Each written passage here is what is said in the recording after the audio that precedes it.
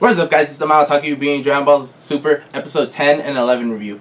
Now, I know this review is late, so yeah, I just decided that I'm going to do a combination review of episode 10 and 11. You know, because episode 10 wasn't that eventful. You know, there wasn't that much stuff I could talk about in the episode, so I just decided it would make way more sense if I just combined episode 10 and 11, especially the stuff that went down in episode 11. Now let's get on to episode 10 first. Now in the beginning of episode 10, we find out from Whis that ordinary people can't sense God Ki, and that's basically something we could have already assumed, because Dende was the only one freaking out of everybody when Lord Beerus showed up, because Dende is a god, he's the god of Earth, and so yeah, he's the only one who can actually sense Lord Beerus that he's a god, and that's why he was terrified.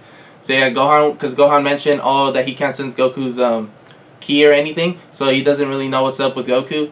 And you know, Lord Whis just said, you know, that's just more evidence to support that Goku's now become the Super Saiyan God. So after that, we go to the scene where we go back to King Kai's planet, and King Kai, he's just freaking out. He's running all over the place. He's like, Goku has now become a Super Saiyan God. He's become a god. And he gets interrupted, you know, from his little jogging session by the Elder Kai and Supreme Kai. They're just all discussing, you know, through telepathy. Yeah, so they're all just having a discussion about Goku, like Goku becoming Super Saiyan God, and that if Lord Beerus actually decides to go all out, you know, the whole universe is about to be destroyed. So yeah, they're all freaking out, and then after that, we go back to Goku and Lord Beerus, and the fight between them is just about to commence. And then as soon as Goku charges, Goku zips right past Lord Beerus. Turns out he's having trouble controlling all this God Ki because he's not used to having all this power. So throughout most of the fight, Goku, he just doesn't really know what the heck he's doing. Yeah, so the first thing Goku decides to do after realizing he doesn't know how to control his God Ki at this point yet, and he doesn't know how to control his body because he's not used to his power, is he does a Kamehameha. It's like, are you kidding me? It's like you're using your signature move with all this God essence and all this God level power, but when he does it, it looked pretty badass. I'm not gonna lie, the lightning that was surrounding it, even though I would prefer it if it was like some red lightning or blue, whatever, yellow lightning works, it looked badass. And then when he shot it, and then Lord Beerus, you know, he easily dodges it. But, you know, that blast, it was spraying the seas like Moses. So yeah, that Sphere Kamehameha that split the seas was very reminiscent, at least to me, of the Sphere Kamehamehas Goku did back in Namek when he first fought Frieza, and he put them underwater, and then he just launched them up to distract Frieza before he gets a hit in. So yeah, it just reminded me of that. Yeah, so I thought that was pretty cool. Yeah, but when Goku, he's trying to go in, he's trying to go ham, you know, Lord Beerus, he's just blocking all his attacks just with his palm. And he's not even trying that hard, but you can see the pressure of all of Goku's blows, you know, in the side. But, you know, Lord Beerus, he's not being phased by any of this. So, but a good thing, Goku is continuously getting better throughout the fight. He's improving his control over his body. He's getting used to the God Ki. He's getting used to the God essence. So yeah, he's getting way better throughout the fight. Yeah, a good indication of this is that Goku, he's starting to be able to see Lord Beerus' attacks a lot more clearly now. And yeah, and then Goku's actually managing to dodge a few and start to actually fight back. Yeah, so Lord Beerus, he starts getting excited at this because he's realizing he already knows that Goku's getting better, he's improving. So they just fly up, and Bulma and the rest of the spectators are just left like, you know, they're gone, so now they can't see them. And Bulma and about half the group that was there at the party, they just decided to hop on Bulma's Capsule Corp flying ship, or whatever you want to call it, rocket, and they just take off to follow Goku and Lord Beerus. Yeah, one of the funniest moments is when Goku, while they were fighting, Goku just flicks Lord Beerus in the forehead, and then he tries to karate chop him in the back of the neck, you know, trying to be a callback from episode 5 when Lord Beerus did the exact same thing, because Goku, he kind of had a little grudge towards Lord Beerus for that. Yeah, Lord Beerus, he takes this as an insult, but he just shrugs it off. He lets Goku get away with it. But he's like, so that means you haven't been using your full power, right? And then Goku's like, damn straight, you know I haven't. It's like, but I know you haven't either. So how about we start getting serious? Yeah, and that's about where episode 10 ends. So now episode 11. Yeah, so in the beginning of this episode, we basically see Bulma and the half of the group that actually came to follow Goku and Lord Beerus with her.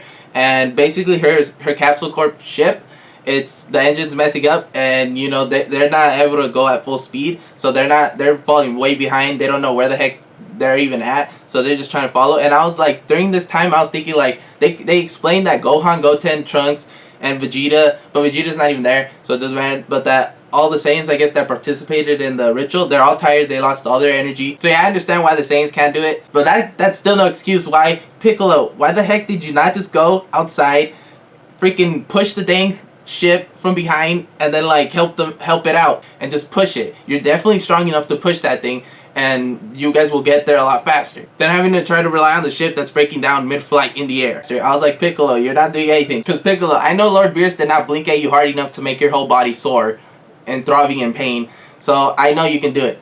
I'm just like, why the heck don't you do it? Yeah, so we get back to the Goku and Lord Beerus fight, and man, the fight is heating up.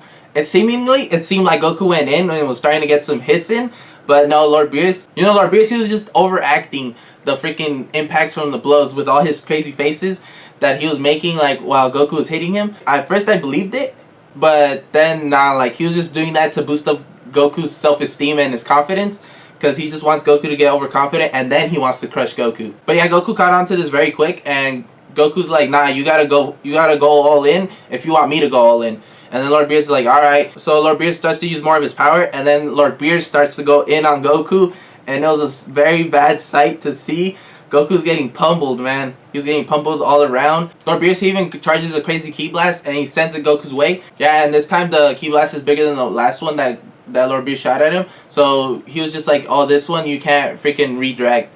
You can't redirect upwards. So Goku, he just starts compressing that thing. He compresses it into like a little soccer ball, and he just like crushes it. And then he takes the impact of the blast. He's left a big fatigue after taking the blast, but he's still good. And Lord Beerus was very surprised that he managed to actually do this. After that, Lord Beerus decides to show Goku even some more of his power, but he started to get really pissed. And Lord Beerus, he did some crazy syntax kind of attack. It's like where he touches Goku, and then Goku, after a few seconds of having been touched by Lord Beerus, he just explodes. And that was going on for a good while.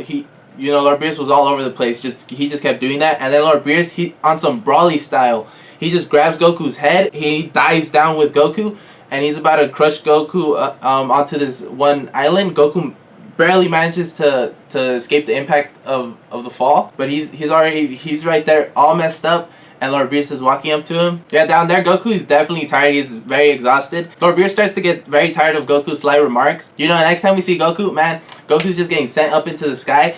Lord Beerus using that Skull Bash on Goku. He's just repeatedly using Skull Bash, Headbutt, whatever you want to call it. All those Pokemon moves, it doesn't matter. He's using Skull Bash on Goku repeatedly. He just keeps sending him up, man, sending him up to the sky like if Goku's one of those Ball in the Cups, man. Speaking of Ball in Cup, now that Goku and Lord Beerus are like in space, or seemingly space, man, Lord Beerus be playing freaking soccer with his concentrated like atom looking freaking Ki Blast, and then he sends it Goku's way. And then Goku, he was like, oh, this blast, you can't freaking compress it, you can't redirect it. And Goku's like, fine.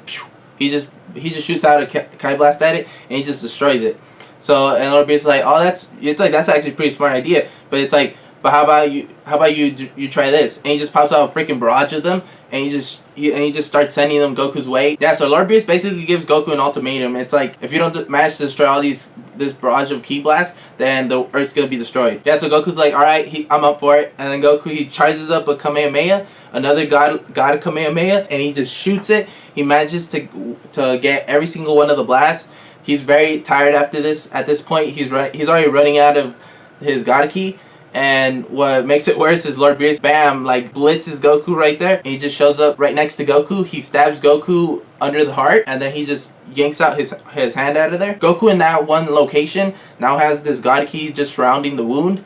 And Goku, he just starts to black out, and he just starts falling. He falls down back to Earth, and Goku be falling like a meteor. Everyone's freaking out when they saw Goku in the sky fall down. He falls down into the sea, and this is pretty surprising. We actually get an inner monologue from Goku. This does not happen much. And Goku's just thinking about, like, it's like, oh, I can't believe that there was a guy who was actually this strong this whole time. At first, it sounded like Goku was about to give up, but then Goku just decides, nah, he's actually happy about it. It's like, to actually be able to face someone so strong, and it's just giving Goku another goal to achieve, to try to reach to Lord Beerus' level. So yeah, Goku manages to go beyond his limit, and the God Ki starts resurfacing back into him, and he just like blasts out of the water, and he's going right back to where Lord Beerus is at. We saw Vegeta, who's just watching, with his arms crossed, and then he had a little smirk in his face. Yeah, Vegeta's just like, that's right, Kakarot, you're not done here. You can keep going. I know you can. And it's like, that's the way. That's the Saiyan way. Yeah, so Goku, he just like, right back to where Lord Beerus is at. He's standing right in front of Lord Beerus. Lord Beerus he's surprised. Goku's just like, now it's time to show you the true power of a Super Saiyan God. And when Goku said that, I was like, man, this reminds me a lot of Sasuke. It's like, let me show you the true power of an Uchiha. But Goku's just like, let me show you the true power of Super Saiyan God. Yeah, so Lord Beerus, he just starts getting very excited again. It's like, this might actually be fun. And then it's like, it just ends right there where they're about to get serious again. So much hype for the next episode. I just hope the next episode's as good as this episode. Episode 11 is probably my favorite episode so far. Especially because, you know, after Goku, his God Ki comes back, the wound that Lord Beerus gave him, it just healed up. That he's gone. But that's the exact same spot where Goku's, you know, either the turtle symbol or where King Kai has his symbol on the orange gi. That's usually where it's at. And now that Lord Beerus stabbed him right there, it's just gone. So that's what I'm saying. Now after this fight is like, what is Goku? Is this when Goku's gonna, you know, take off with Lord Beerus and Whis, and he's gonna start training with them, and then Whis puts his symbol on right there. Yeah, so that's just a thought that came into my mind when I saw that. Yeah, so this has been my Dragon Ball Super episode 10 and 11 review. I hope you guys liked it. I hope you guys have a great day. So yeah, comment down below what you guys thought of this episode. If you guys enjoyed it, what you guys wanted to happen. Personally, for me, when Lord Beerus stabbed freaking Goku, and he was like, oh, it seems like there's a mistaken identity of who the person I saw in my vision was. And I was like, Bardock, yeah. Yeah, comment, rate, subscribe if you guys are new to this channel. Catch you guys later, and stay gold.